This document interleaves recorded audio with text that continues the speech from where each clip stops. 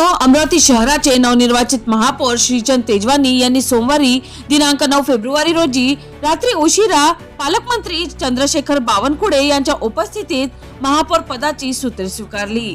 त्यानंतर मंगळवारी दिनांक 10 फेब्रुवारी रोजी शहरातील विविध समस्यांचा आढावा घेत कामकाजाला सुरुवात केली। मात्र याच वेळी त्यांच्या स्वतःच्या जवाहर स्टेडियम प्रभागात म्हणजेच प्रभाग क्रमांक 7 येथे स्वच्छतेचा पूर्ण बोजवारा उडाल्याचे चित्र समोर आले आहे। मित्रांनो, स्थानिक नागरिकांच्या म्हणण्यानुसार प्रभागात मागील तब्बल 25 वर्षांपासून नाल्यांची सफाई झालेली नाही। अनेक ठिकाणी नाले तुंबले असून साचलेल्या पाण्यामुळे दुर्गंधी पसरली आहे। त्यामुळे नागरिक हैराण झाले असून संताप व्यक्त केला जात आहे। डासांची उत्पत्ती वाढण्याची शक्यता निर्माण झाली असून आरोग्याच्या दृष्टीनेही परिस्थिती धोकादायक ठरत आहे। मित्रांनो, विशेष म्हणजे या प्रभागात 4 नगरसेवक प्रतिनिधित्व करतात। त्यापैकी एक नगरसेवक आता महापौर पदावर विराजमान झाले आहे।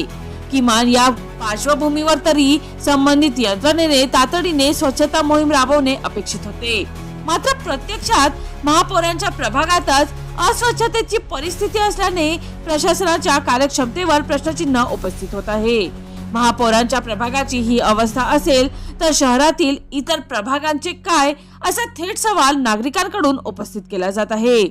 मित्रांनो, शहरात स्वच्छता व आरोग्याच्या समस्या गंभीर बनत असताना महानगर प्रशासनाने तत्काळ लक्ष देऊन नाल्यांची सफाई व स्वच्छता मोहीम हाती घ्यावी अशी मागणी जोर धरत आहे।